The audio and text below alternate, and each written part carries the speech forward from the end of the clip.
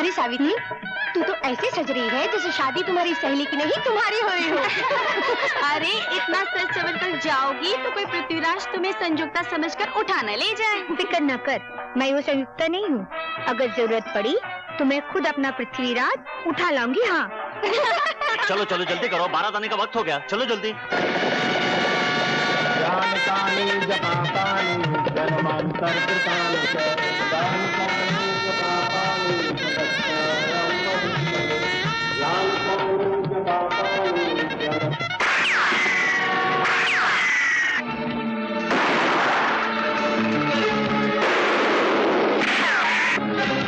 दुल्हन बीवी, अपनी जान की सलामती चाहती हो तो उतार दो सारा सोना जो सर से पांव तक पहन रखा है।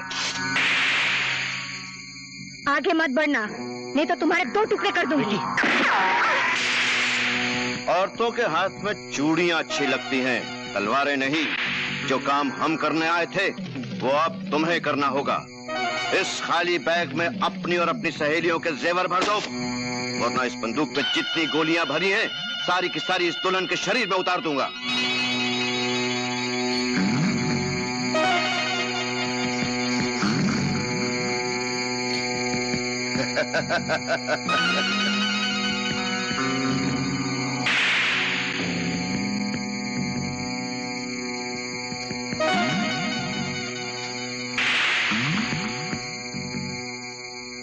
ये लो अपना पाप।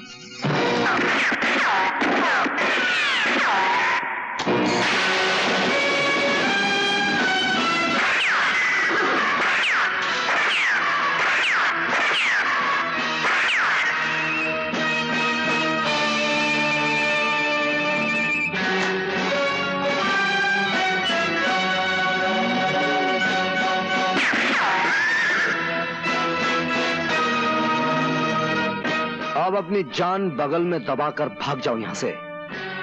मैं नहीं चाहता कि इस पवित्र वेदी के फूलों पे तुम्हारे गंदे खून के छींटे बरसाए जाए। चलो भाग चले यहां से, चलो भगाओ। ये नौजवान कौन है? लोग कहते हैं जब कहीं जुल्म की आंधी उठती है या किसी सुहागन का सिंदूर खतरे में होता है, यह नौजवान वहां पहुंच जाता है।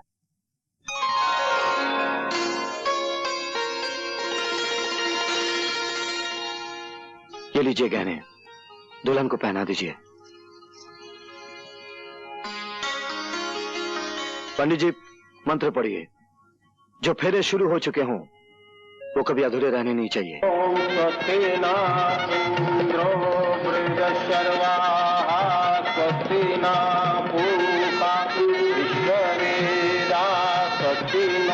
परम धर्म वाले की गोलियों से तो बचकर आ गए हम लोग, लेकिन शमशेरा से हमें कौन बचाएगा? वो हमें जिंदा जला डालेगा। इसने ठीक ही कहा। शमशेरा की किताब में इससे बड़ा कोई जुर्म नहीं है और इस जुर्म की सजा है मौत, सिर्फ मौत। और मौत से बचने का एक ही रास्ता है और एक ही जगह है। वो कौन सी जगह है? वो है पुलिस की हवालात।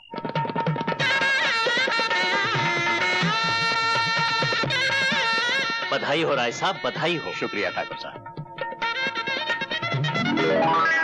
अरे वो फरिश्ता कहां गया जिसने हमारी बेटी की अमानत और इस गांव की इज्जत को लुटने से बचाया है? जुल्म से लड़ने के लिए जो लोग दूसरों की आग में कूदते हैं वो किसी धन या धन्यवाद का इंतजार नहीं करते राय साहब। चल दोस्त, फिर तूने अपना फर्ज अदा कर दिया। पता नहीं हर खतरे से पहले तुझे किस तरह पता चल जाता है। सुनिए, हम आपके एहसान का बदला तो नहीं चुका सकते। ये छोटी सी भेंट है, आप इसे स्वीकार कर लीजिए। जो मैंने किया है वो एहसान नहीं था, मेरा धर्म था।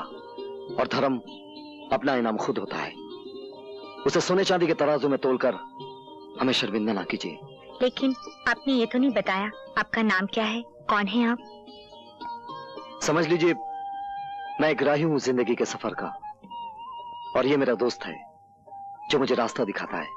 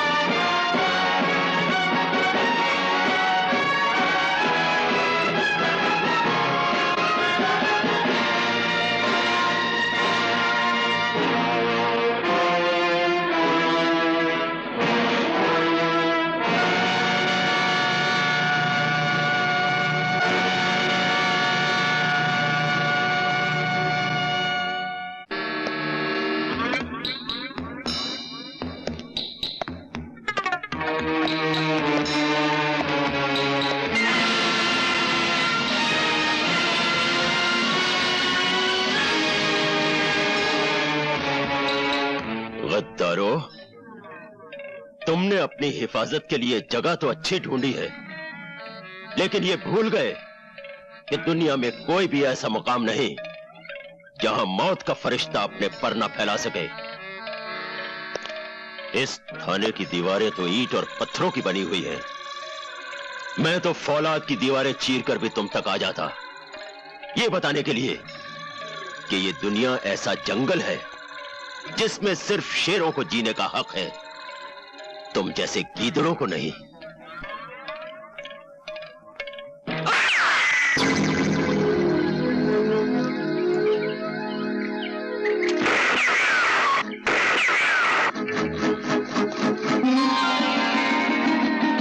आप? गोली आपने चलाई? हाँ। क्यों? एक बहुत बड़ी चोरी हो गई। क्या? दिल। मैं तो कुछ और ही समझा था। किसने चुराया आपका दिल? जिंदगी के सफर के एक राही, जिसकी राह ढूंढते ढूंढते मैं यहाँ तक पहुँच गई हूँ।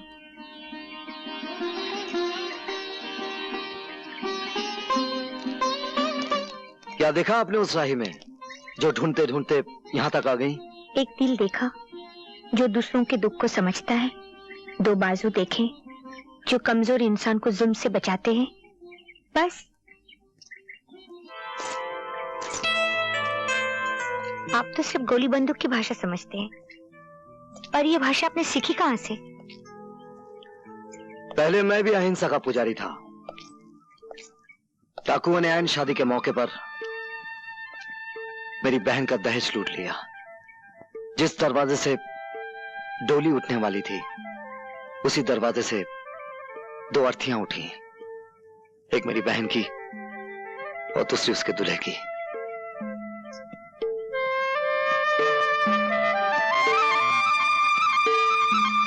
लेकिन तुम जिसका ख्वाब देख रही हो कभी पूरा नहीं हो सकता। हो सकता है। नाजुक धागे की जगह विश्वास की मजबूत डोर बंधी होनी चाहिए। आप सिर्फ एक बार डोर तो थामिए।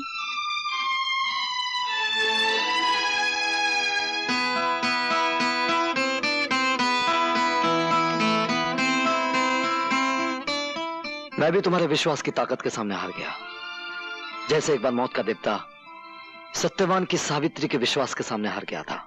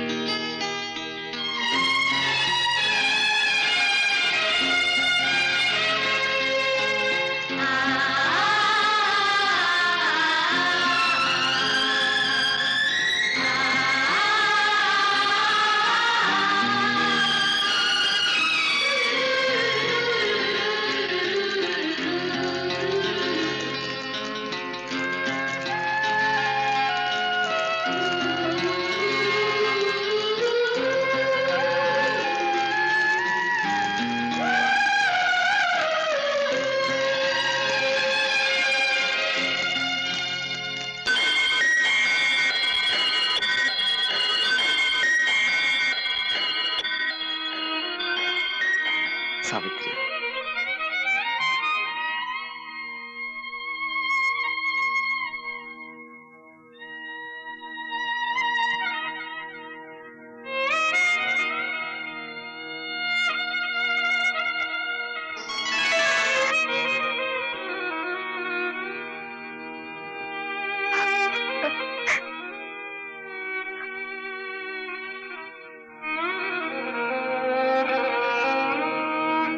सावित्री, हम दोनों के बीच जो कुछ भी हुआ है वो दो शरीरों की मांग नहीं थी, दो आत्माओं का मिलन था। कमा हमारी शादी की गवाह है। मैं इसी वक्त तुम्हारे पिताजी के पास जाकर हमेशा के लिए उनसे तुम्हारा हाथ मांग लूंगा। तो मैं क्या समझूं, आपकी तरफ से शादी की बात पक्की हुई? क्या आपको मेरे वचन पे विश्वास नहीं? आपके वचन पे मुझे पूरा यकीन है, पर अपनी जिंदगी का भरोसा नहीं। उम्र को जब बुढ़ापे का दीमक लग जाता है तो इंसान को हर सांस आखिरी सांस मालूम होती है। मैं चाहता हूं आखिरी सांस लेने से पहले अपने हाथों से यह शुभ कार्य कर दूं।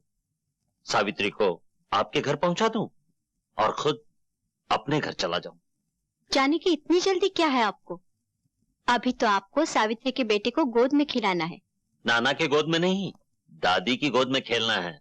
मुंह मीठा कीजिए, आने वाली खुशियों की खुशी में।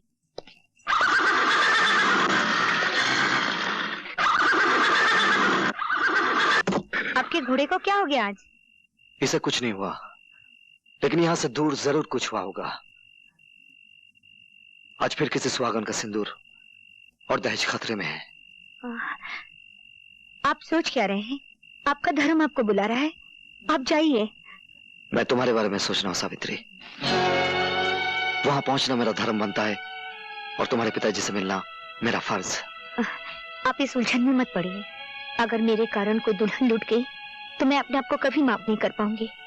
मैं चाहती हूँ मेरा प्यार आपके हाथ की तलवार बने, पांव की बेड़ी नहीं। आप जाइए, मैं आपका इंतजार करूंगी।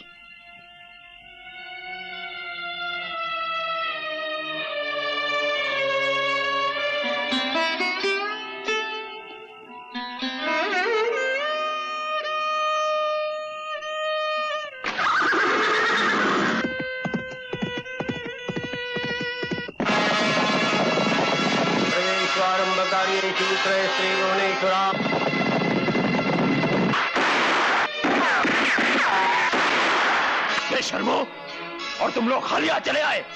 लानत है तुम पर। डूब मारो चुल्लू में पानी में। विनायकं गुरुं बाणं ब्रह्म विष्णु महेश्वरान् सरस्वतीं प्रणम।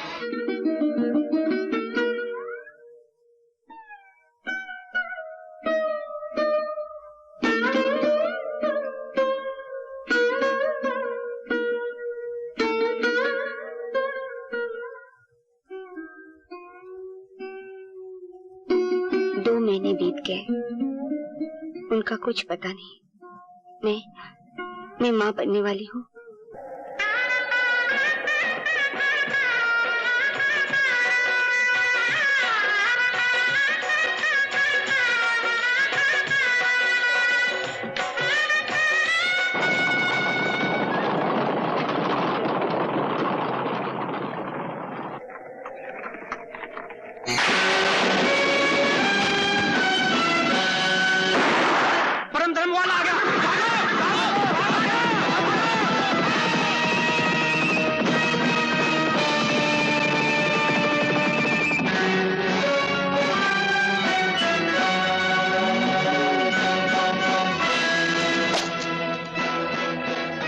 घबराने की कोई बात नहीं, सारे डाकू भाग गए। आप सफर जारी रखिए।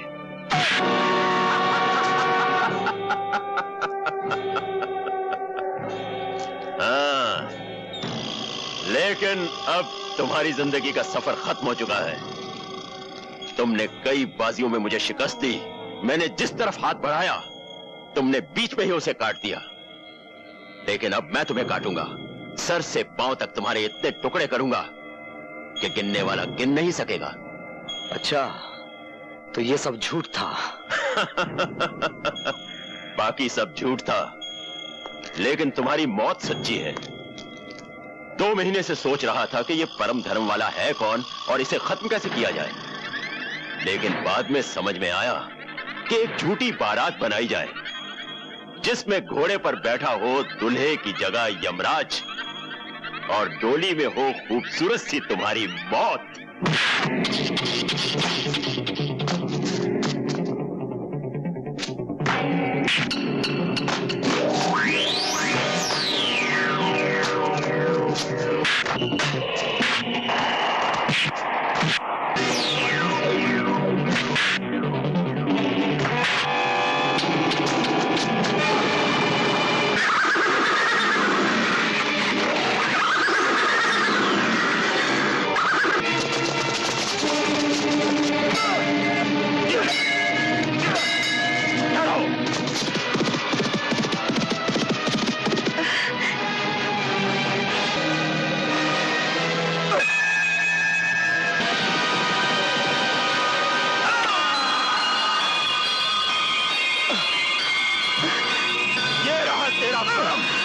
और ये रहा तेरा धर्म। विजय, विजय, आंखें खोलो विजय।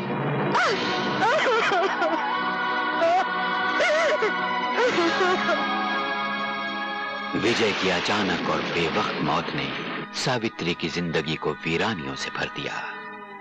ठाकुर साहब के अरमानों पर बिजली टूट पड़ी जब उन्हें यह पता चला कि उनकी बेटी बिन ब्याही मां बनने वाली है, जिसे दुनिया वाले पाप समझेंगे और सावित्री एक शूरवीर की निशानी। अपनी इकलौती बेटी का जीवन बचाने के लिए ठाकुर साहब ने एक झूठ का सहारा दिया और सावित्री से कहा कि उसने विजय के बच्चे को जन्म तो दिया, लेकिन बच्चा मरा हुआ था। ठाकुर साहब ने सावित्री को समझाया कि औरत को जिंदगी में 3 सहारों की जरूरत होती है, बचपन में पिता की, जवानी में पति की और फिर पुत्र की। ठाकुर साहब की इस जिद के सामने सावित्री की एक न चली और सावित्री ने अपने अतीत की आहुति अग्नि के इन 7 फेरों में दे दी। पिता ने विदाई के समय सावित्री को समझाया कि शादी के बाद उसका सब कुछ उसका पति और उसका घर है। इधर सावित्री ने ठाकुर प्रेम सिंह के पुत्र को जन्म दिया। बेजुबान फरिश्ता बहादुर अपने मालिक विजय को नहीं भूल पाया और उसकी निशानी रवि पर अपनी वफादारी न्यौछावर करने लगा। डॉक्टर साहब ने उस बच्चे को अपने बच्चे की तरह पालने का वादा किया।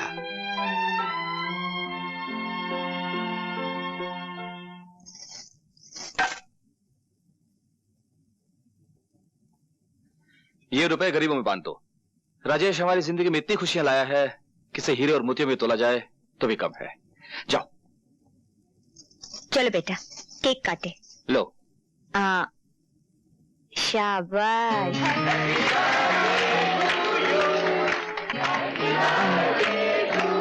ये लो।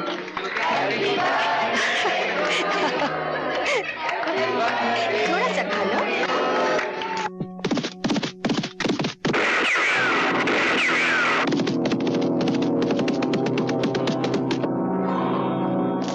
खबरदार, कोई अपनी जगह से हिलना नहीं। सब जेवरात और पैसे निकाल कर इस मेज पर रख दो, वरना जिस बच्चे का जन्मदिन मनाया जा रहा है, ये आज उसका आखिरी जन्मदिन होगा। नहीं। चलो।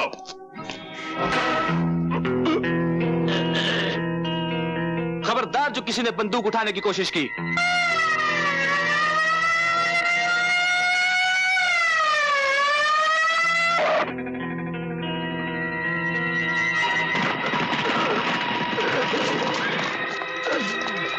इंस्पेक्टर, गिरफ्तार कर लो इसे। ठाकुर, मैं तुम्हें नहीं छोड़ूंगा।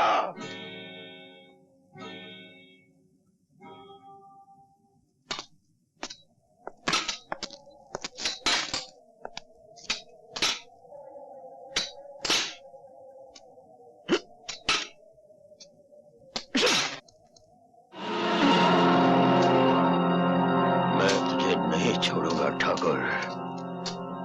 तूने मेरी एक आंख फोड़ी है, तुझे दोनों आंखों के साथ साथ जान से भी हाथ धोना पड़ेगा। नहीं छोड़ूंगा ठाकुर, नहीं छोड़ूंगा, नहीं छोड़ूंगा। ये क्या, मंदिर नहीं जाना?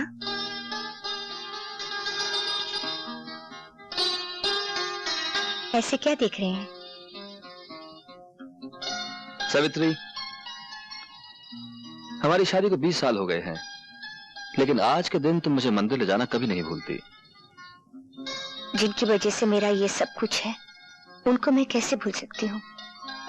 अब देर ना करें, चलिए। चलो।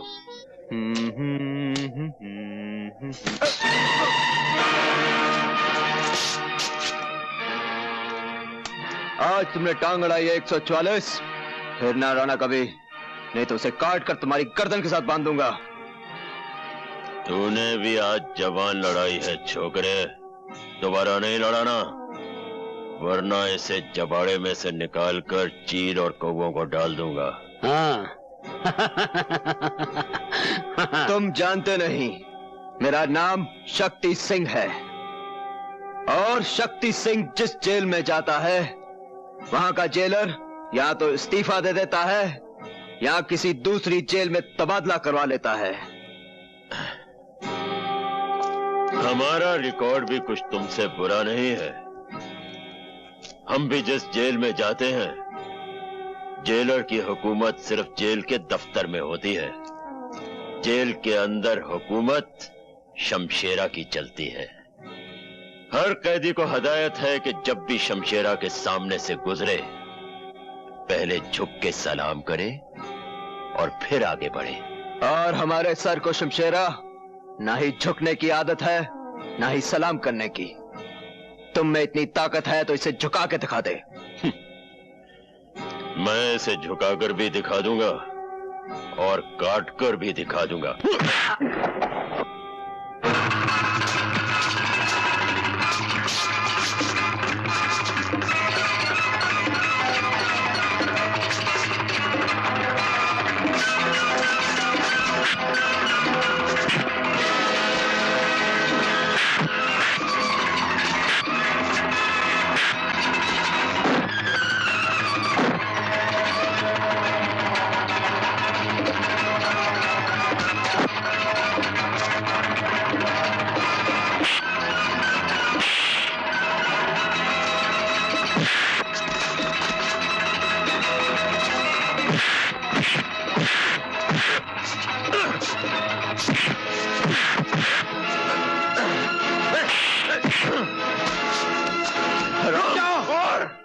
शमशेरा, शमशेरा, तुम 7 साल के लिए जेल में आए थे, लेकिन इन्हीं खूनी उबालों की वजह से तुम्हारी सजा 7 साल से बढ़कर 14 साल हो गई और फिर 14 साल से 21 साल।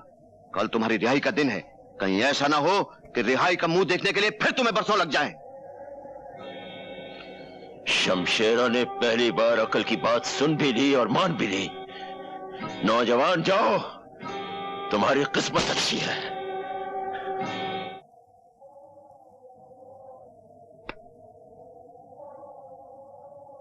मालूम होता है किसी रईस बाप का बेटा है। इसका बाप नया नया मरा है।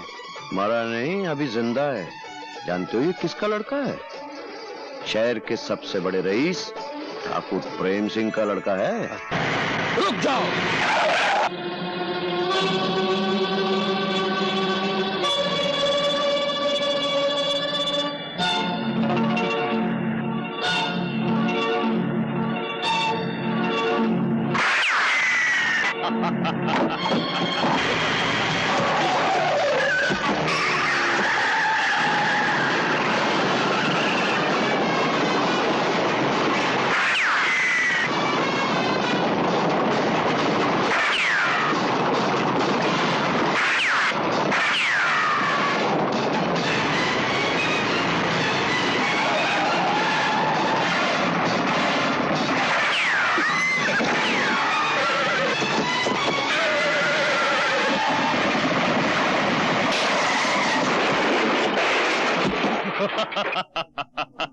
ले चलो।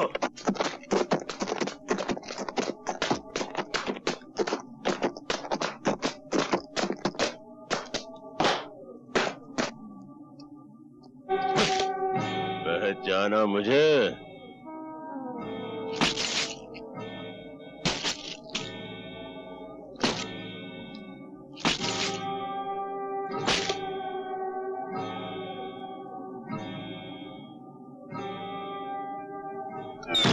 अपनी मौत को सामने देखकर भी नहीं पहचानते? शेरा,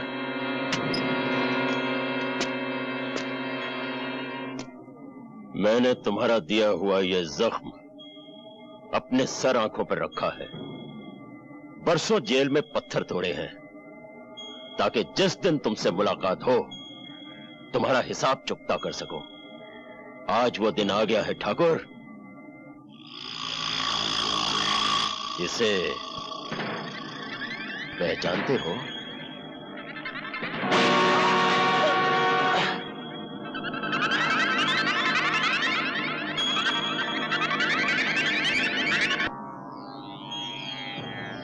ये खड्डा मैंने तुम्हारे लिए ही खोद कर रखा है।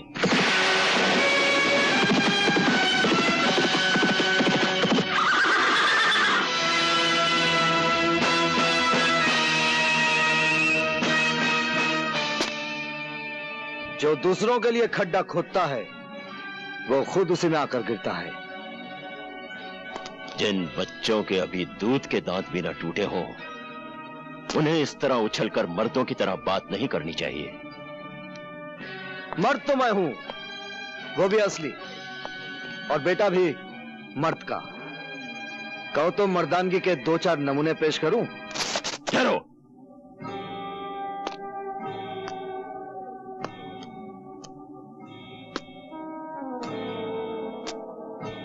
लगता है कि तुम्हें पहले कहीं देखा है। हाँ, जरूर देखा होगा।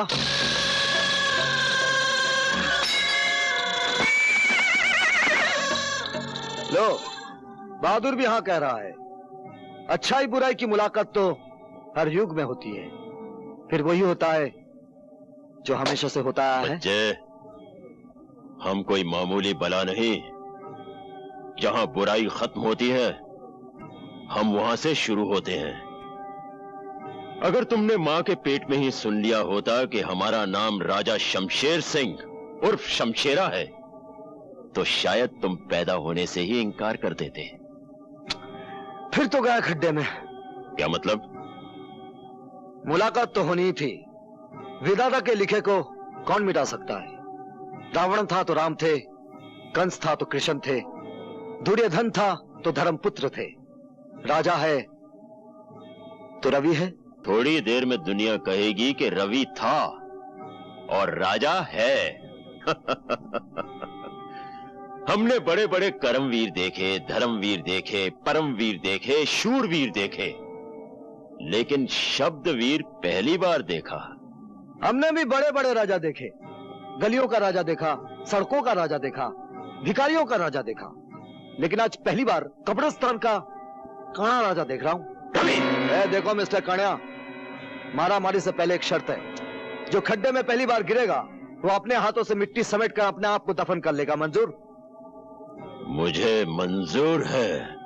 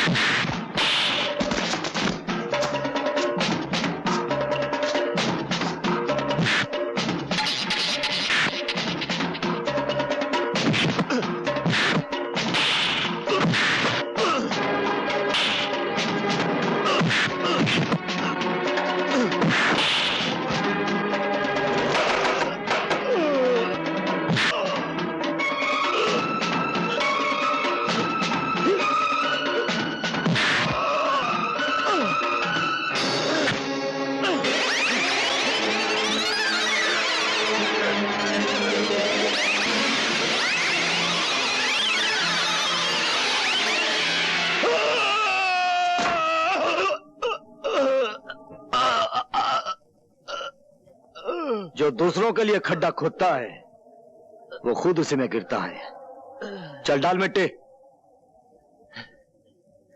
बेटा, इसे माफ कर दो। चल, आज तुझे माफ किया, ये तेरी पहली गलती थी। और एक बात सुन ले, अगर बुराई तेरा कर्म है तो अच्छाई मेरा परम धर्म है।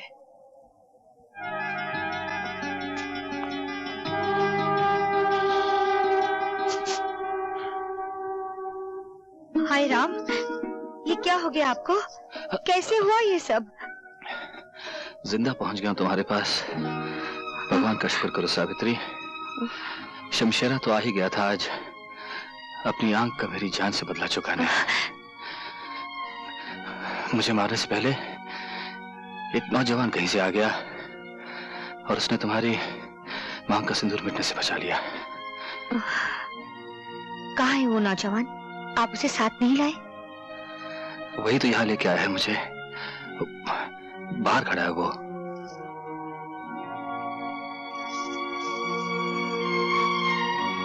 भगवान तुम्हें बहुत कमियां भी दी बेटा। मैं तुम्हारी झोली सोने चांदी से भर दूंगी। तुमने मुझ पर इतना बड़ा उपकार किया है कि... जो मैंने किया है वो उपकार नहीं था, वो मेरा धर्म था। और धर्म अपना इनाम खुद होता है। उसे सोने चांदी के तराजू में तोलकर मुझे शर्मिंदा ना कीजिए।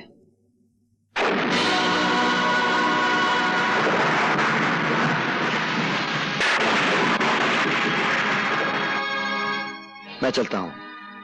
उनकी देखभाल के लिए किसी डॉक्टर को बुला लीजिए।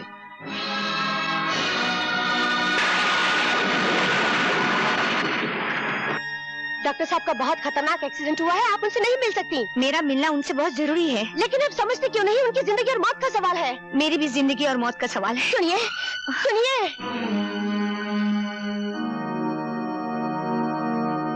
डॉक्टर साहब, मुझे मालूम है इस वक्त आपको परेशान नहीं करना चाहिए, पर मेरे लिए जानना बहुत जरूरी है।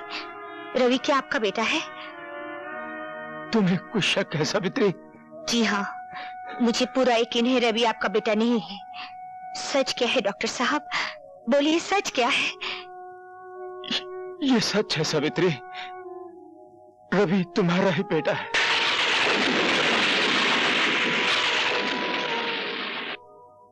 मगर अब इस सच्चाई को मेरे साथ ही मर जाने दो, नहीं तो तुम्हारे हरे भरे घर में आग लग सकती है।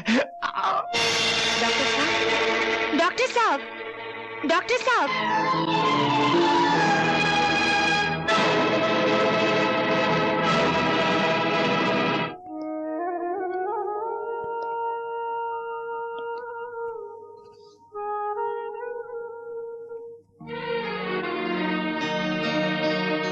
माँ के बाद आप ही मेरे सब कुछ थे। हम मुझे छोड़कर चले गए। मैं अनाथ हो गया पिताजी, मैं अनाथ हो गया।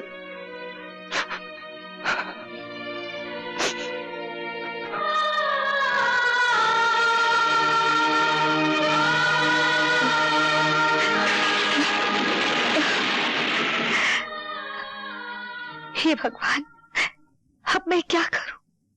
पति पत्नी के जीवन की इमारत सिर्फ विश्वास की बुनियाद पे खड़ी होती है। सावित्री, जिस दिन प्रेम को पता चल गया कि तुम उसके विश्वास की आंखों में धूल झोंकती रही हो, तो इस इमारत को गिरने से कौन बचा सकेगा? इस इमारत को अब झूठ बचा नहीं सकता। बचा सकता है तो सिर्फ सच ही बचा सकता है। और आज मैं सच बता के रहूंगी।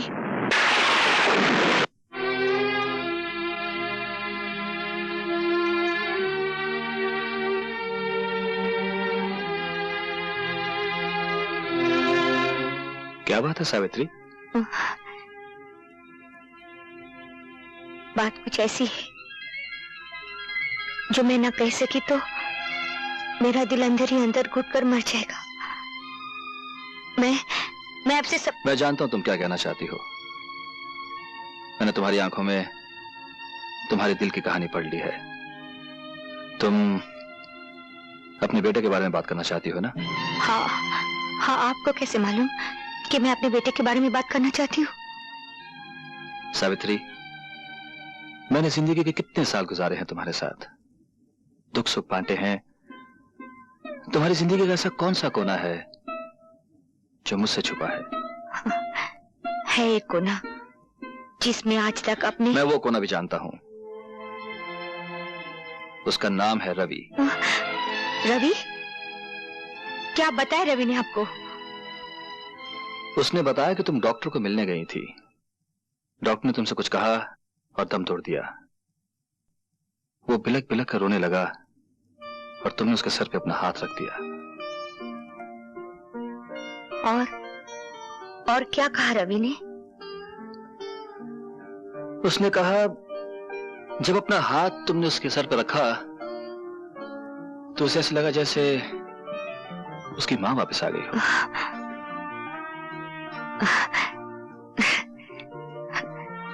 बेचारा, उसने मां को जाना ही नहीं, फिर भी मां से कितना प्यार करता है। डॉक्टर साहब के चले जाने के बाद वो अकेला हो गया है। मैंने उसे कहा वो हमारे घर आ जाए। मुझे विश्वास है तुम उसे मां का प्यार दोगी। मैं उसे घर ले आऊं? हाँ, घर? नहीं। क्यों, क्या बात है? मेरा मतलब है तुम्हें... तुम राजेश के बारे में सोच रही हो? कहीं वो सोचेगा कि उसका हक बांटने वाला कोई आ गया। कोई बात नहीं, रवि हमारे गेस्ट हाउस में ठहर जाएगा, ठीक है?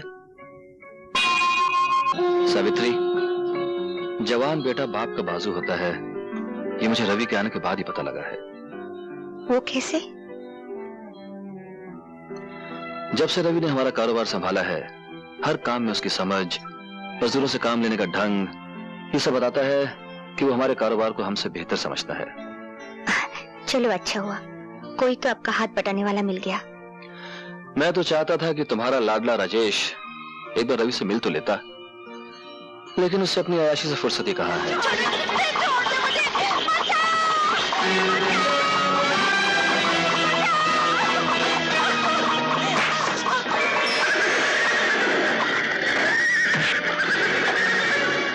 कौन हो तुम जो मेरे और मेरे शिकार के बीच में आके खड़े हो गए हो?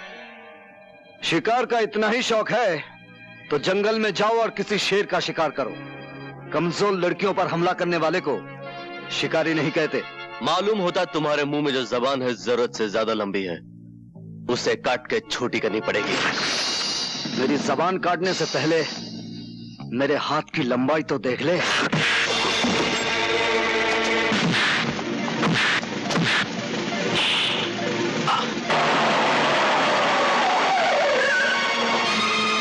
राजेश, राजेश, ये क्या हो रहा है?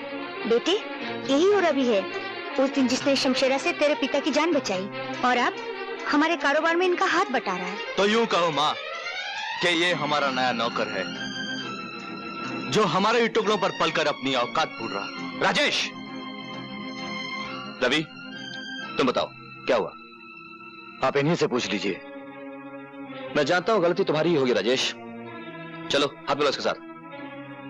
मैं नौकरों से हाथ नहीं मिलाता।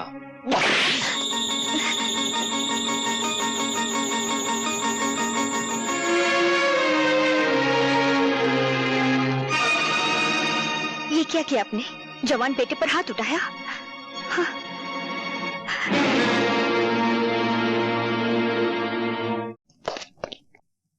आपने मुझे बुलाया ठाकुर साहब? हाँ, वो बंजारे लोग आए हैं, उनको मेला लगाने की जगह दे दो। पिलराम, पिलराम, जो हुक्म, जो हुक्म। बंजारे? मैना! पिताजी, पिताजी दरवाजा खोलिए पिताजी, हमारी किस्मत का दरवाजा भी खुल गया है। खाना बदोश लोग आ गए पिताजी। पिताजी, पिताजी, अरे आज सुबह सुबह बेहोश हो गए क्या?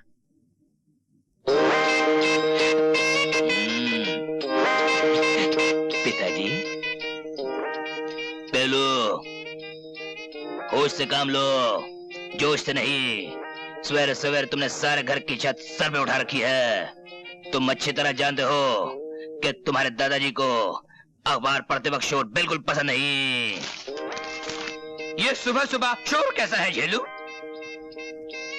पिताजी, पिताजी, आपका पेलू आया है। पिताजी, पिताजी, कुछ सुना आपने? आपका परपोता पेलू आया है।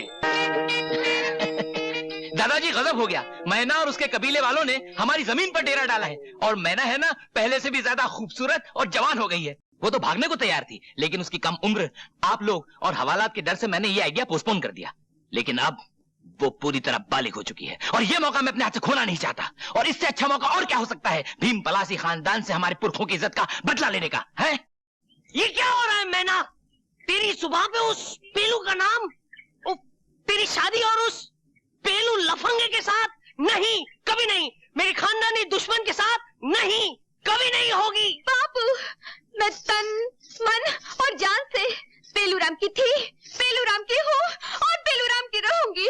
नहीं नहीं नहीं, तुम्हारी शादी तुम्हारी मर्जी से नहीं होगी। लेकिन क्यों? तुम्हारी शादी बंसी से होगी, जो हमारे कबीले के सरदार के साले का साला है।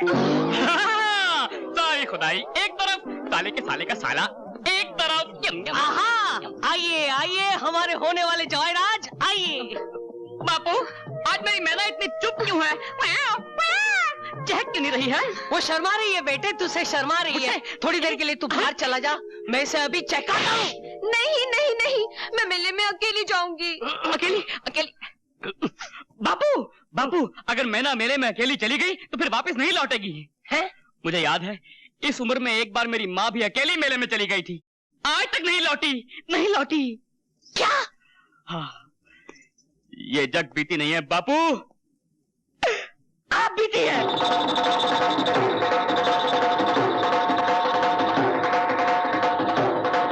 आओ आओ गुलफाम, आओ मेहरबान शहनशाह जहान, मेरे रुस्तमे जमाल, आओ और आके मुझसे पंजा लड़ाओ और अपनी मर्दानगी आजमाओ। तमाशबीनो, तुम्हें सिर्फ गुल बदन की कलाई मोड़नी है। इस मुकाबले का कुछ इनाम भी है क्यों नहीं? अगर हारोगे तो जितना माल तुम्हारी जेब में सब बिजली का, और अगर जीतोगे तो जितना माल मेरी जेब में सब तुम्हारा। फिर तो हम देखेंगे कि तुम्हारी जेब में कितना माल है।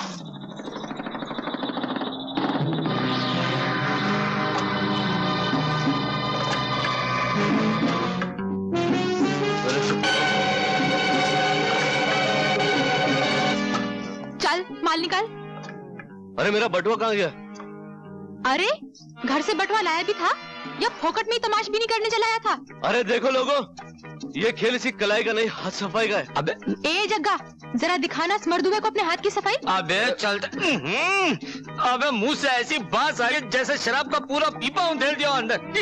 अरे ओ शराबी, क्यों दूसरों का बिजनेस खराब करता है? चल चल यहाँ से, चल। अरे छोड़ो मुझे यार। है कोई और कोई है कलाई मोड़ने वाला?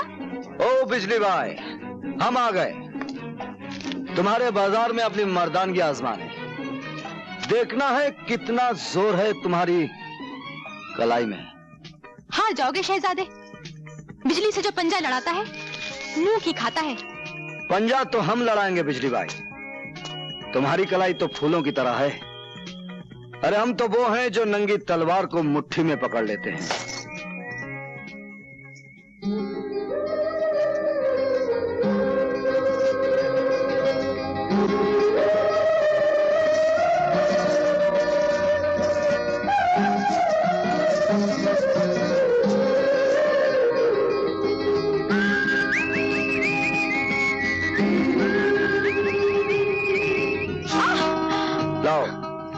अपनी जेब का माल निकालो। हिम्मत है तो खुद निकाल लो। हिम्मत तो बहुत है बिजली भाई, लेकिन हम औरत की मजबूरी का फायदा नहीं उठाते। जो माल तुम्हारे पास है वो औरत का गहना है, उसे इस तरह भरे मेले में नुमाइश ना किया करो।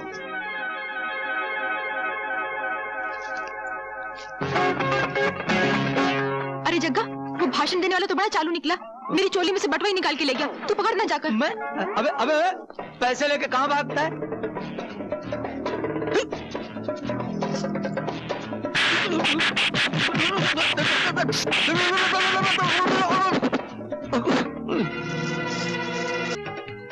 मुझे पिंजरे में मत बंद करो बापू। नहीं, बस तू इस पिंजरे में बंद रहेगी, तू मेले में नहीं जाएगी। मैं ये नहीं चाहता कि लोग ये कहें कि जिस तरह बंसी की माँ मेले से भाग गई थी, वैसे ही उसकी होने वाली बीवी भी मेले से भाग गई। ये चाबी अब उसी वक्त बाहर निकलेगी जिस दिन तेरी डोली इस घर से निकलेगी, समझी? बाबू, मैं मेले में जाऊंगी, मुझे मेले में जाना है बाबू। बाबू मैना, मैना, कौन है? कौन है? मैना और तोते का खेल देखो। दिल्ली का कुतुब मीनार देखो। बंबई का गेटवे ऑफ इंडिया देखो। कलकत्ते का हावड़ा ब्रिज देखो। सब देखा हुआ है, ये सब देखा हुआ है मैंने। तो फिर पेरिस की गोरी मैम देखो। गोरी मैम? हाँ। क्या करती है? क्या करती है? खुद ही देख लो। दिखाओ दिखाओ दिखाओ। मदद करो, मदद करो, जल्दी मदद करो। मदद। गोरी मैम का स्पेशल रेट है 10 रुपया। 10 रुपया? दिखाओ, पहले दिखाओ। हाँ, तुम तैयार हो? हाँ, जल्दी उतारो, जल्दी उतारो। साहब बड़े बेचैन है, देखो साहब। उतार दे।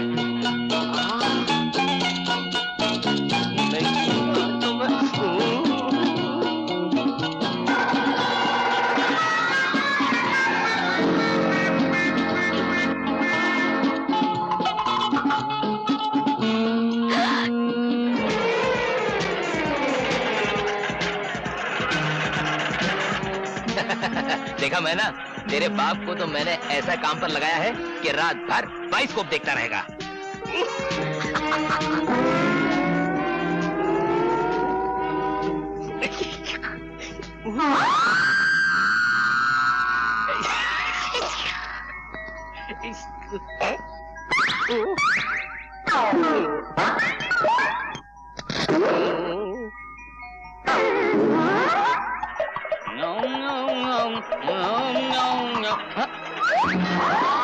चल चढ़ जा।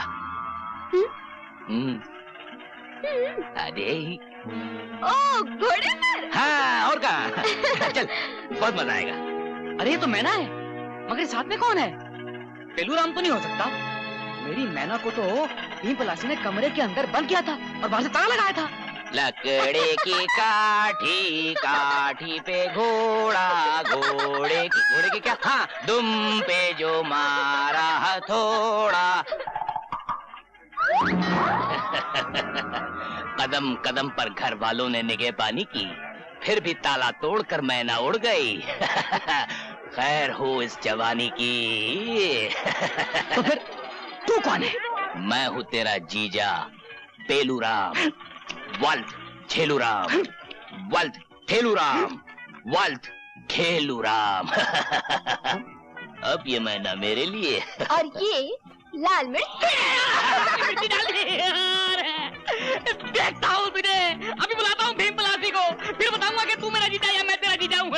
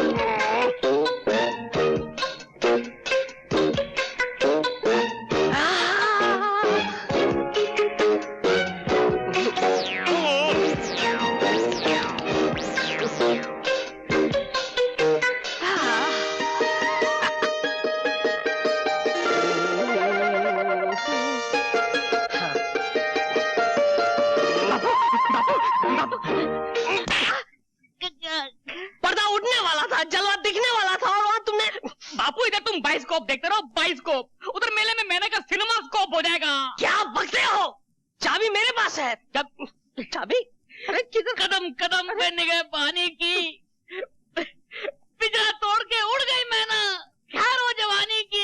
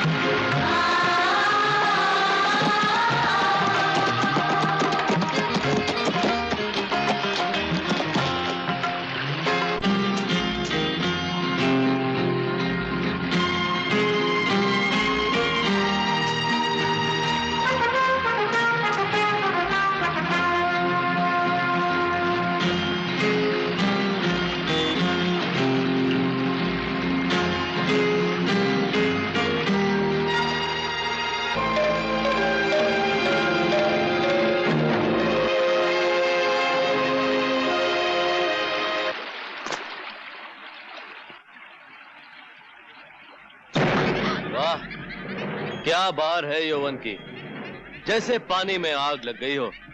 भूल गए उस दिन की हार? नहीं भूला, इसीलिए तो यहाँ आया हूँ उस दिन का फैसला करने। तुम भी अकेली हो, मैं भी अकेला हूँ। आज पंजा लड़ा लो तो मजा आ जाए।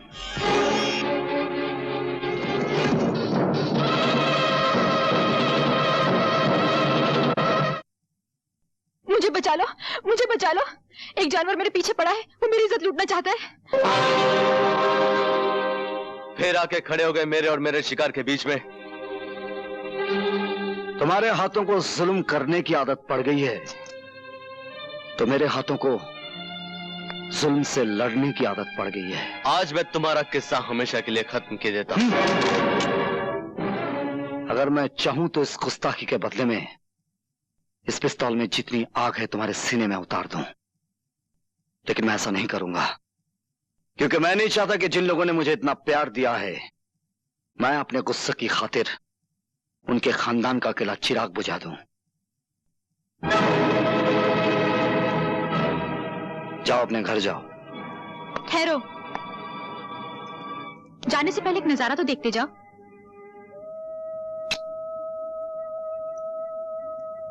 ये वो चीज है जिसके लिए तुम हमेशा तड़पोगे, लेकिन कभी पा नहीं सकोगे।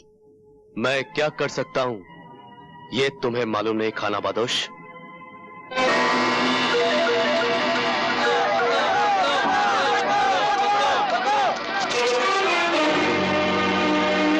हट जाओ मेरे रास्ते से, नहीं तो एक एक को भून के रख दूंगा।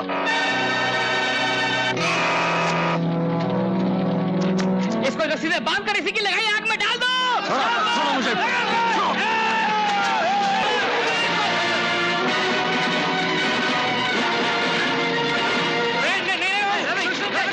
हमारी बस्ती को आग लगाई है। मैं तुम लोगों से वादा करता हूं, मैं अपने हाथों से बस्ती बना दूंगा।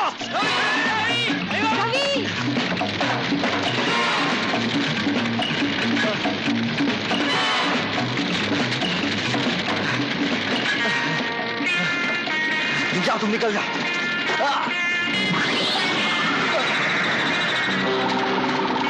रवि!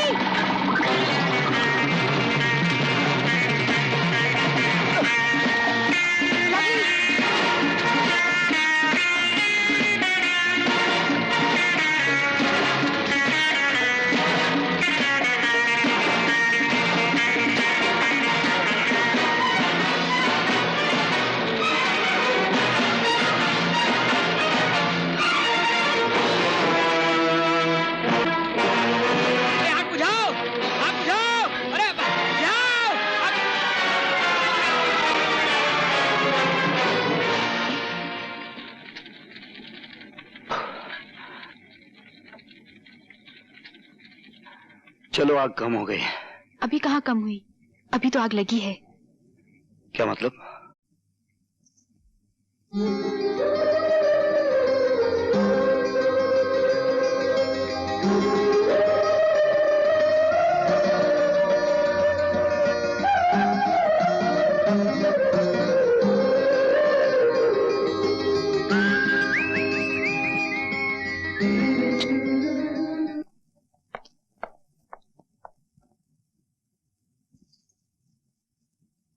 क्या कर रहे हो राजेश? तुम्हारा हार देख रहा हूं माँ, बहुत खूबसूरत है।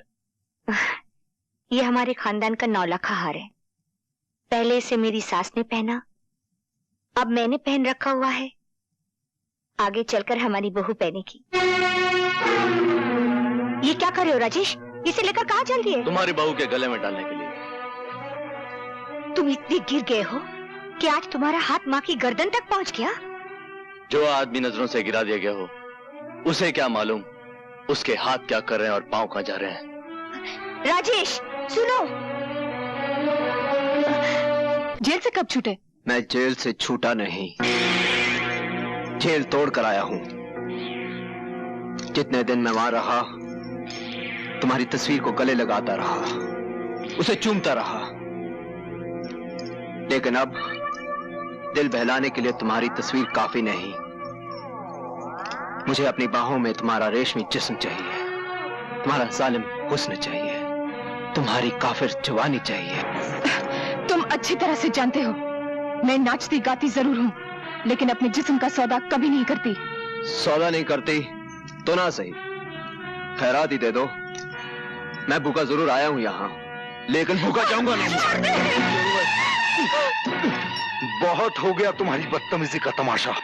मैं बर्दाश्त नहीं कर सकता कि किसी मर्द का हाथ एक कमजोर औरत पर उठे, चाहे वो औरत बेश्या ही क्यों ना हो। सुन लो दोस्त, तुम वैश्य के जीने पर तो चढ़कर खुद आए थे, लेकिन जाओगे 4 कंधों पर सवार होकर।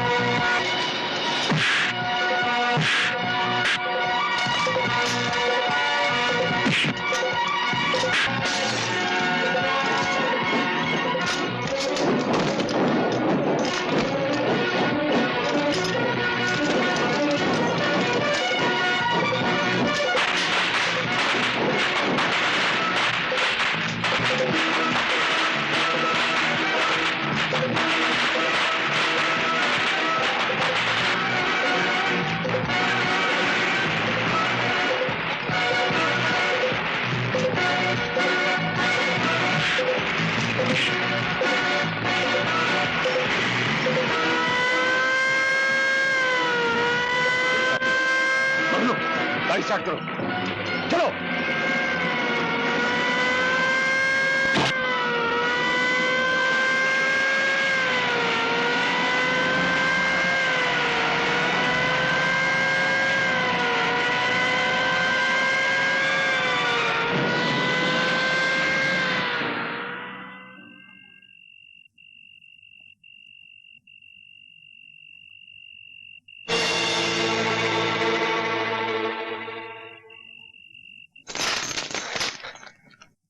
शमशेरा तुम? हाँ, उस दिन जेल में जो हमारा तुम्हारा मुकदमा शुरू हुआ था, मैं चाहता हूं कि आज उसका फैसला हो जाए। तुम्हारे सामने बंदूकें भी पड़ी हैं और तलवारें भी, जो चाहे हथियार उठा सकते हो। नहीं शमशेरा नहीं, तुमने अभी अभी मेरी जान बचाई है पुलिस से। मैं सब कुछ कर सकता हूं, तुम पर हाथ नहीं उठा सकता। हाथ उठा नहीं सकते, बढ़ा तो सकते हो। हमें तो तुम्हारी दुश्मनी भी अच्छी लगती थी और अब दोस्ती भी अच्छी लगती है। फिर एक बात बताओ दोस्त, मैं तो उस मोहल्ले में अपनी जान से मिलने गया था, तुम वहां क्या कर रहे थे? मैं अपने एक दुश्मन का पीछा कर रहा था जो उसी कोठे पर गया था। ओह, इससे तो यही जाहिर होता है कि हम दोनों का एक ही दुश्मन है। दुश्मन ने हमारी दोस्ती की जंजीर में एक कड़ी और जोड़ दी है। दुश्मनी वो आग है जिसमें दोस्ती का लोहा तपकर फौलाद बनता है। इसी बात पर एक बार फिर से मिलाओ हाथ।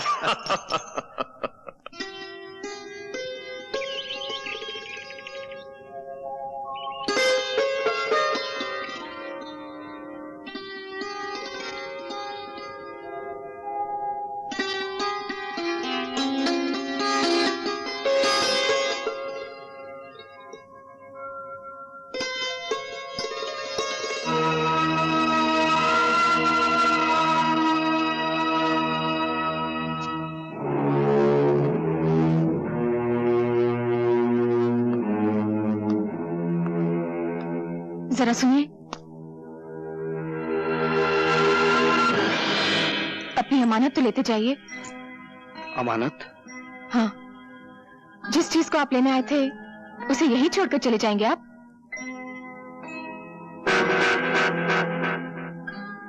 ये हार जो आप वापस कर रही हैं, इसकी कीमत जानती हैं आप? जानती हूँ, लेकिन इस हार की कीमत आपकी मुलाकात से बहुत कम है। कल रात जब मैंने आपको मुझ जैसी तवाइफ को बचाने के लिए लड़ते हुए देखा, तो पता चला कि शैतानों की दुनिया में आप जैसे इंसान भी बसते हैं।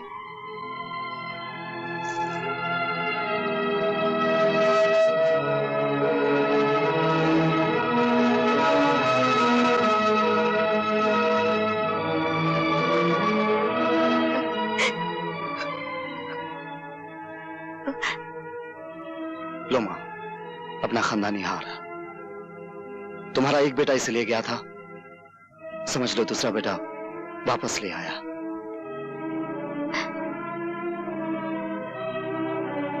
हार तो तुम ले आए हो, लेकिन इस खानदान की इज्जत कब वापस आएगी? मैंने सुना है मेरा राजेश पागल हो गया उस नाचने वाले के लिए। जिस तरह आज हाल ले आऊं मां, उसी तरह एक दिन राजेश भी आएगा। तुम्हारी आंखों से जो मोतियों की लड़ियां गिर रही हैं, उसके एक एक दाने पे मैं अपने खून की आखिरी बूंद तक कुर्बान कर सकता हूं।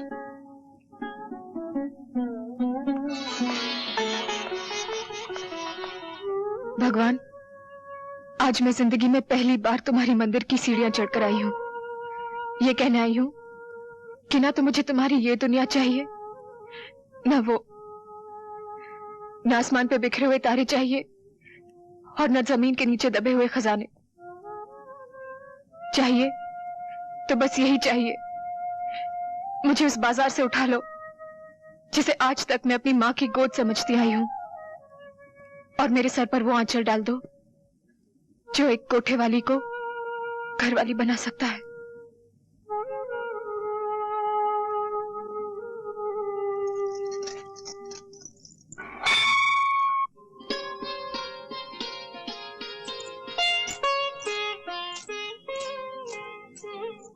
आप? तुम्हारे लिए एक छोटी सी भेंट लाया हूं, इसे कबूल कर लोगी तो समझूंगा मेरे जीवन को अर्थ मिल गया है। जीवन का अर्थ ही तो ढूंढने आई थी आज मैं मंदिर में। मुझे नहीं मालूम था कि देने वाले के हाथ इतने बड़े हैं कि भीख मांगने वालों की झोलियां छोटी पड़ जाती हैं। इसे घर जाकर खोलना। समझ लो मैं जो लाया हूं वो एक सपना है, पूर्णिमा की पिघलती हुई चांदनी का बना हुआ।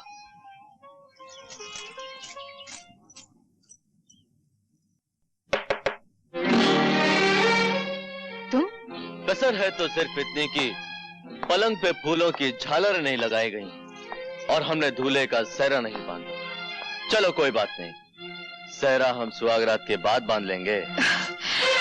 खबरदार जो मुझे हाथ लगाया। अब मैं बाजार में बैठी हुई एक तवाइफ नहीं हूँ, एक शरीफ आदमी की अमानत हूँ जो मुझसे ब्याह कर रहा है। अरे हम भी तो ब्याह ही कर रहे हैं तुमसे। लाओ एक चुटकी भर सिंदूर हम भी तुम्हारी मांग में भर दें। तुम समझते क्यों नहीं? मैं अब रवि की दुल्हन बनने वाली हूँ। रवि की? हाँ। अरे तुम तो सारे शहर की दुल्हन बनने वाली हो। किसी एक की बन भी जाओगी तो कितने दिन बनी रहोगी? हर रोज दरवाजे के बाहर एक नई बारात खड़ी होगी और सबसे पहले मेरी बारात आएगी। तुम्हारी बारात नहीं आएगी, तुम्हारी अर्थी यहाँ से जाएगी। निकल जाओ यहाँ से।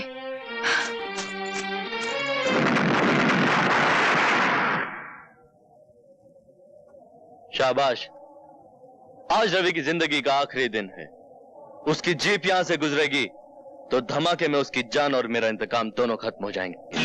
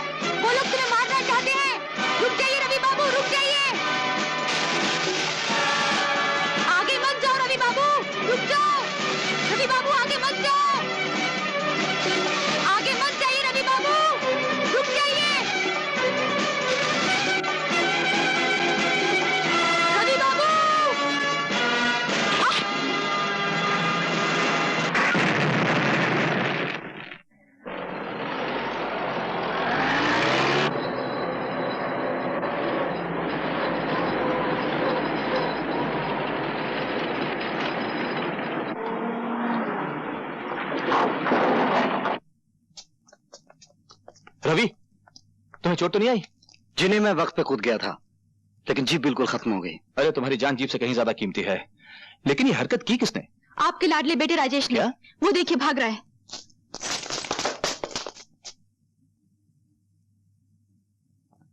मुझे बचा लो माँ, मुझे बचा लो। आज तुम्हें कोई नहीं बचा सकता।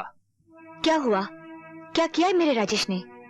आज ये एक ही छलांग में इंसानियत की आखिरी हद से गुजर गया है। तुम जानती हो, आज इसने रवि की जान लेने की कोशिश की। रवि की? क्या ये सच है? यही सवाल जब अदालत में इससे पूछा जाएगा तो ये कह नहीं सकेगा कि ये झूठ है। सवाल तो आज मैं अपने आप से कर रहा हूं कि मैंने ऐसे बेटा मांगा क्यों था। मैं तो अपनी वसीयत में लिख जाऊंगा कि मेरी चिता को नीच से नीच आदमी आग दे, मगर ये अधिकार मेरे बेटे को ना मिले। मुझे ये अधिकार चाहिए भी नहीं। चाहिए तो सिर्फ अपना वो हक चाहिए जो आपने एक सगे बेटे से छीनकर एक बेगाने को दे दिया है। मेरा जुर्म ये नहीं कि मैंने रवि की जान पे हमला किया, मेरा जुर्म ये है कि मेरा हमला नाकाम रहा। आपने मुझे बुलवाया ठाकुर साहब? आइए इंस्पेक्टर साहब, इसे गिरफ्तार कर लीजिए। इसने रवि की जान लेने की कोशिश की है। ठाकुर साहब, तुम देख रही हो माँ, पिताजी मेरे साथ क्या सुलूक कर रहे हैं। जो आज हुआ है बेटे, वो कई साल पहले हो जाना चाहिए था। गलती तो हमारी है जो हमने जहर के पौधे को दूध से सींचा।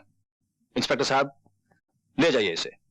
ठीक है। इसे एक मौका दे दीजिए, ये सुधर जाएगा। ले जाइए इसे इंस्पेक्टर साहब। भिजवा दीजिए मुझे जेल में, चढ़वा दीजिए मुझे फांसी के ऊपर। इससे ज्यादा आप कर भी कर सकते हैं। आप मेरे बाप नहीं, कसाई है, कसाई है आप। सावित्री,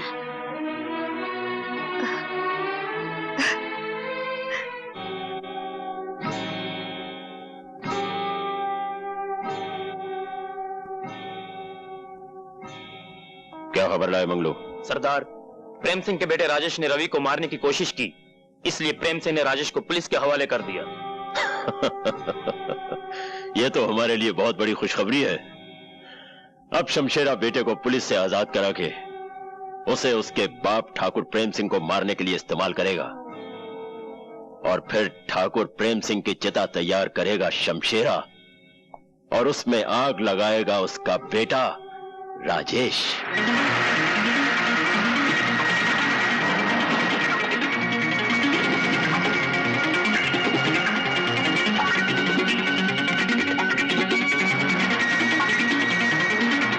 चलो।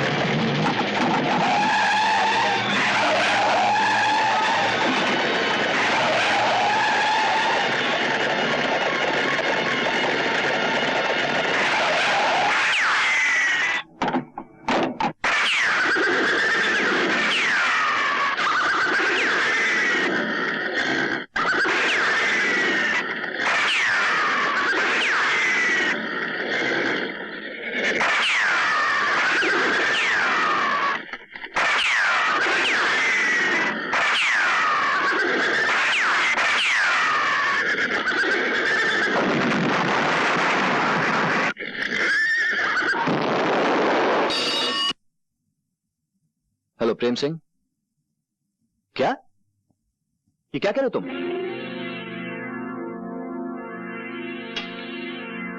क्या हुआ? शमशेरा और उसके आदमी राजेश को उठा के ले गए हैं। नौजवान, तुम्हारे दिल में यह सवाल उठ रहा होगा कि मैंने तुम्हें क्यों बचाया है। जवाब सुनने के लिए मैं सर से पांव तक कान बन गया हूं। मेरा एक रिश्ता तुम्हारे बाप से है और दूसरा तुमसे। तुम्हारे बाप से मेरी पुरानी दुश्मनी है, और तुम्हारी कहानी उस दुश्मनी से भी बहुत ज्यादा पुरानी है। डैडी से आपकी दुश्मनी क्यों है मैं जानता हूं, नहीं जानता तो दूसरी कहानी नहीं जानता। 20 साल पहले मेरा इकलौता बेटा मर गया था। तुम्हें सामने देखा तो मुझे लगा जैसे मेरा बेटा ही वापस आ गया हो। अगर आज वो जिंदा होता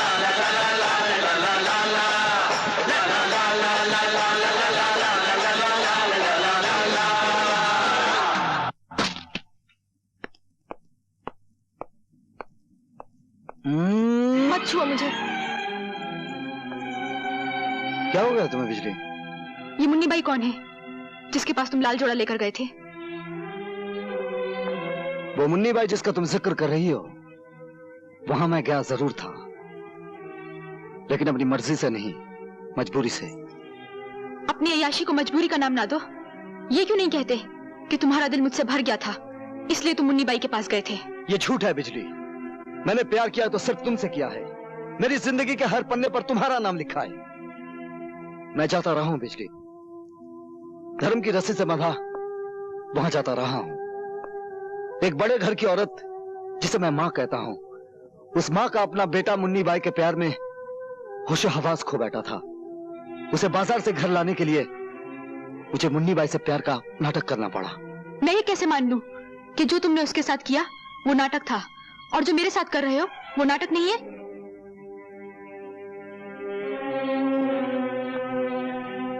मेरी आंखों में आंखें डालो और होंठों पे होंठ, तो मैं खुद ब खुद पता चल जाएगा कि मैं सच कह रहा हूं या झूठ।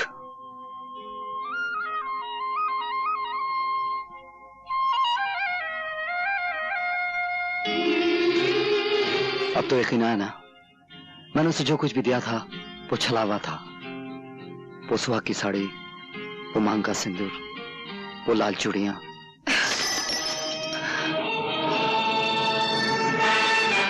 ये लो अपनी लाल चूड़ियां और पहना दो उस छिनाल को जिसे तुम अपने गले लगा रहे हो।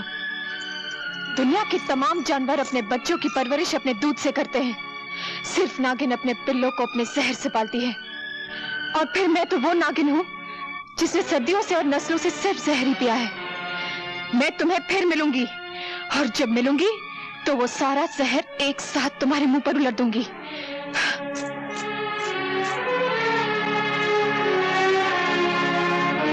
शक्ति सिंह, तुम और यहाँ? हाँ शक्ति सिंह, तुम हमेशा चल के मेरे पास आया करते थे, लेकिन आज मैं खुद तुम्हारे पास आई हूं।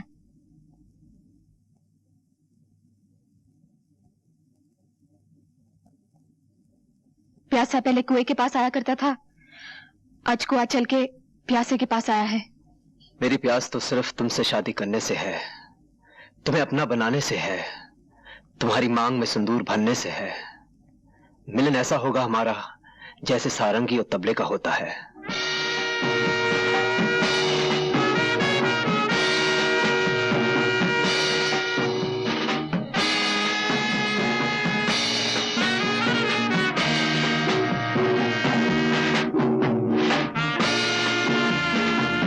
ये मिलन जरूर होगा शक्ति सिंह। मैं अपना हुस्न, अपनी जवानी, जो कुछ भी मेरे पास है, सब कुछ तुम्हारे कदमों में रख दूंगी। लेकिन इससे पहले तुम्हें मेरे लिए एक छोटा सा काम करना होगा। तुम काम बोलो मुन्नी बाई, तुम्हारे मुंह से जो बात निकलेगी पूरी की जाएगी। मैं चाहती हूँ एक बार, सिर्फ एक बार रवि को मेरे सामने खड़ा कर दो। उसके हाथ और उसके पांव पर इख्तियार तुम्हारे होंगे, लेकिन इसके जान पर हक सिर्फ मेरा होगा, सिर्फ मेरा। समझ लो मुन्नी बाई, तुम्हें तुम्हारा हक मिल गया।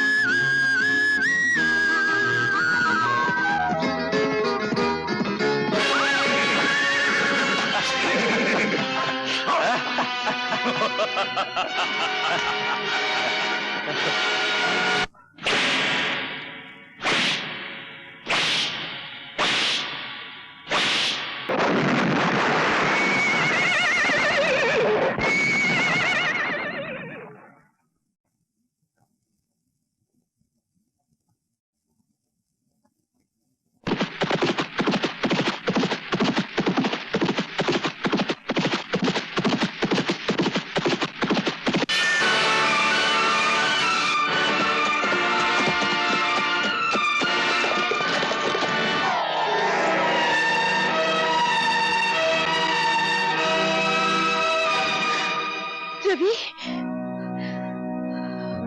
ओ गॉड, अपने रहमत के फरिश्तों को हुक्म दो कि वो रवि के सिरहाने खड़ी हुई उसकी मौत को उसे छूने की इजाजत न दे।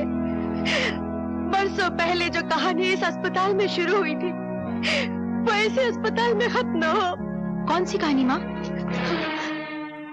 एक औरत की कहानी जिसकी शादी नहीं हुई थी और वो माँ बनने वाली थी। एक बच्चे की कहानी जिसे उसने जन्म दिया और उसे कह दिया गया कि उसका बेटा मरा हुआ पैदा हुआ है। रवि वही बच्चा है जिसकी जिंदगी मैं आज अपने गॉड से मांग रही हूँ। मगर उसकी माँ कहाँ है? ठाकुर प्रेम सिंह की पत्नी सावित्री ही रवि की माँ है। किसकी मंगल कामना करने जा रही हैं आप? मैंने पूछा किस पति की मंगल कामना करने जा रही हैं आप? कौन हो तुम? यहाँ किस लिए आई हो? हूँ तो एक कोठे वाली और नाम है मुन्नी बाई, लेकिन मैं भी आपकी तरह घरवाली बनना चाहती हूँ। इसीलिए आज करवा चौथ के दिन आपके दरवाजे पर 2 चुटकियां सिंदूर की मांगने आई हूँ। अपने पाँव में बंधे हुए घुंघरू को देखो और फिर मेरे मंदिर जैसे घर पर नजर करो जहाँ तुम इस वक्त खड़ी हो। आप भी अपने गले में पड़े हुए खानदानी 9 लखे हार को देखिए जो आपके बेटे राजेश ने एक दिन मेरे गले में डाला था, और फिर इस सुहाग के जोड़े पर नजर डालिए जो आपका दूसरा बेटा रवि खुद मेरे पास लेकर आया था।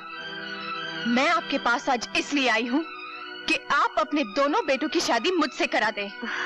विश्वास रखिए मैं उन दोनों की जिंदगी स्वर्ग बना दूंगी। चुप हो जाओ, शर्म नहीं आती तुम्हें ऐसी बातें करते हुए?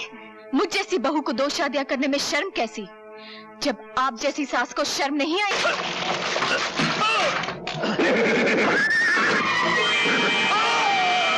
जल्दी भागो, अरे राजी बाबू अब यहाँ क्या खड़े? वहाँ पता है? ओह लेकिन आपको बांधा किसने? अरे शमशेरा ना, और किसने? शमशेरा पूरा वक्त आ गया तेरा।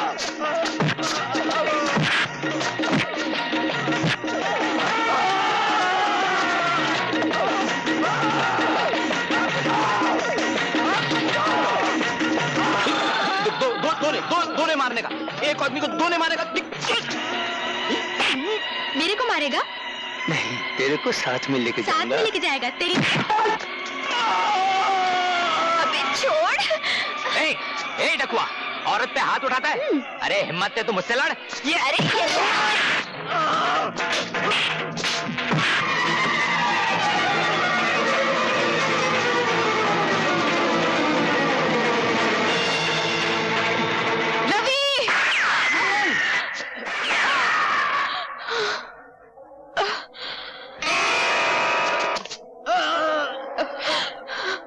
रवि, तुमने मेरी मौत अपने सर पे क्यों ले ली? रवि, मैं तुम्हें अपना दूल्हा तो नहीं बना सकी, सोचा कि तुम्हारी मौत को ही अपने गले लगा लो। मैं उम्र भर तवाइफ कहलाती रही हूँ, लेकिन मैं तवाइफ रहकर मरना नहीं चाहती। अगर हो सके तो मुझे अपनी सुहागन बना दो रवि।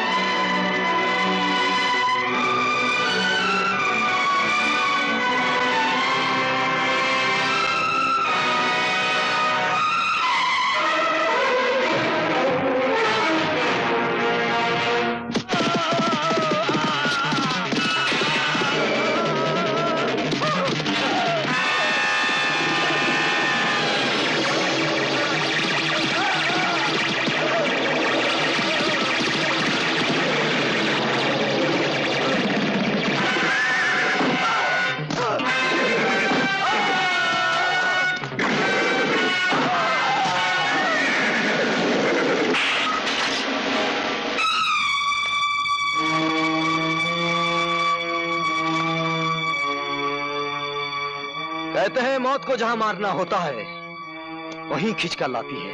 ये भगवान और ये फरिश्ता गवाह है कि ये वही जगह है।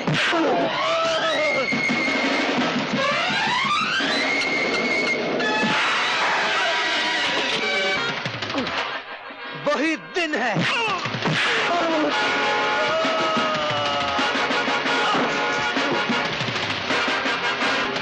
विजय, विजय, नहीं, नहीं विजय, विजय। मरते वक्त हर गुनाह की तस्वीर सामने आ जाती है। मेरे पिता के कातिल, गौर से देख, तेरी मौत का नाम विजय नहीं रवि है। फर्क सिर्फ इतना है कि मेरे पिता की आत्मा मुझ में समा गई है तेरा नाश करने के लिए।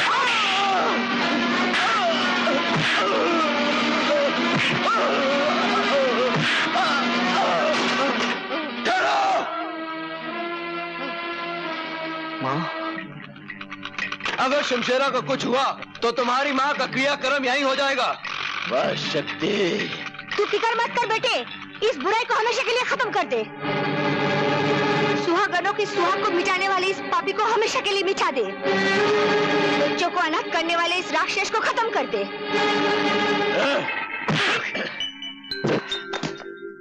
तूने ठीक ही कहा था हरामी की औलाद, ये वही जगह है,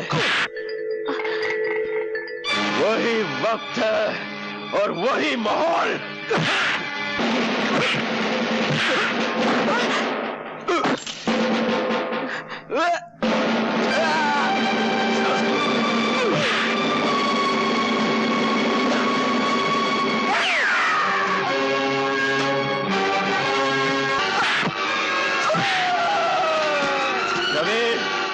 विजय के पिल्ले, अगर तेरा कोई भगवान है तो बुला ले उसे मदद के लिए, क्योंकि अब ये शैतान तुझे जिंदा नहीं छोड़ेगा।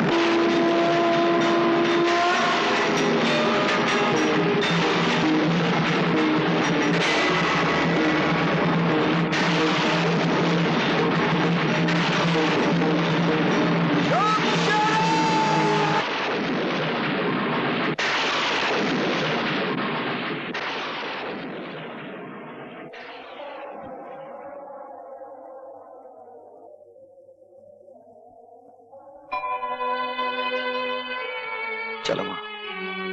रवि,